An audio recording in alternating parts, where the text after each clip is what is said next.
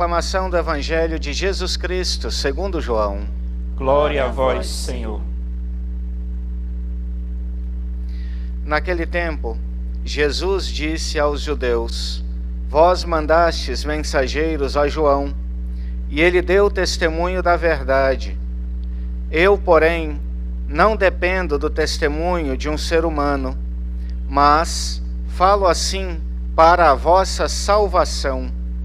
João era uma lâmpada que estava acesa e a brilhar, e vós com prazer vos alegrastes por um tempo com a sua luz. Mas eu tenho um testemunho maior do que o de João, as obras que o Pai me concedeu realizar. As obras que eu faço dão testemunho de mim, mostrando que o Pai me enviou. Palavra da salvação. Glória a vós, Senhor. Louvado seja nosso Senhor Jesus Cristo. Para sempre seja louvado. Queridos irmãos, no Evangelho de hoje, por duas vias, por dois argumentos, Jesus revela ser o Filho de Deus e nos pede uma resposta diante da sua divindade. Na época de Jesus, nesse período aqui, ele está entrando em confronto com fariseus, com saduceus, e ele era questionado quem ele era, se ele era de fato o Messias, e aqui ele está assumindo ser o Messias, e ele usa duas imagens. Primeiro, João Batista, o próprio precursor, porque na teologia judaica do tempo, se dizia que o precursor do Messias tinha uma dupla função. A função de apresentar o Messias e a função de consagrar o Messias. Então Jesus de fato é o Messias. Jesus de fato é o Filho de Deus vindo ao mundo, porque João o Batista, o precursor, o apresentou, apontou: eis o Cordeiro de Deus, aquele que tira o pecado do mundo. E João também batizou Jesus nas águas do Rio Jordão. Ou seja, o precursor fez com Jesus a missão que ele tinha diante de Deus para apresentar e consagrar o Messias. Pelo testemunho de João Batista, então, nós sabemos que Jesus, de fato, é o Messias esperado, é ungido, enviado por Deus. É por isso que ele vai dizer: João era uma lâmpada a brilhar.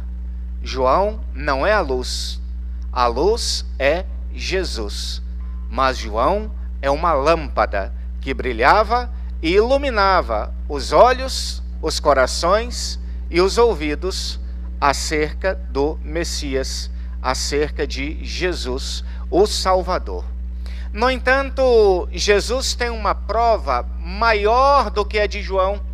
Jesus tem um testemunho maior do que o de João. E qual é esse testemunho maior do que o de João? Os milagres.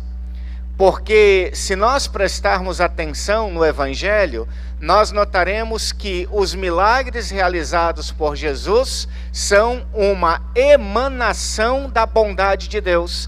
Jesus faz milagres não simplesmente como uma demonstração, mas como um emanar, com o transbordar da bondade de Deus. Transbordando a bondade de Deus, transbordando a bondade do Pai, Jesus cura enfermos, Jesus dá vista aos cegos, Jesus faz andar os aleijados, Jesus cura os leprosos, Jesus cura aqueles que têm hemorragia, enfim. Por meio dos milagres, Jesus testemunha a bondade de Deus. E como os milagres são obras não explicáveis à luz da razão, os milagres testemunham a divindade de Jesus. São duas, então, as testemunhas da divindade de Jesus.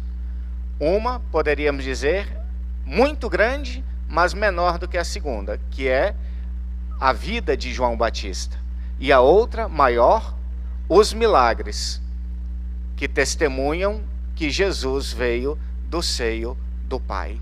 E aí Jesus entra num diálogo, provoca um diálogo com os fariseus, com os saduceus, com os homens inteligentes da época, e que questiona nós hoje, porque é um diálogo que nos lembra a parábola do semeador. Jesus diz assim a eles: olha, vocês se alegraram no início da pregação de João Batista, mas e depois?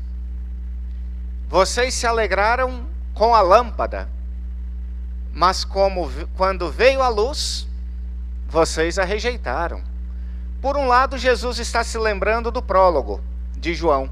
Por outro lado, ele está se referindo à parábola do semeador, porque não é assim que ele diz?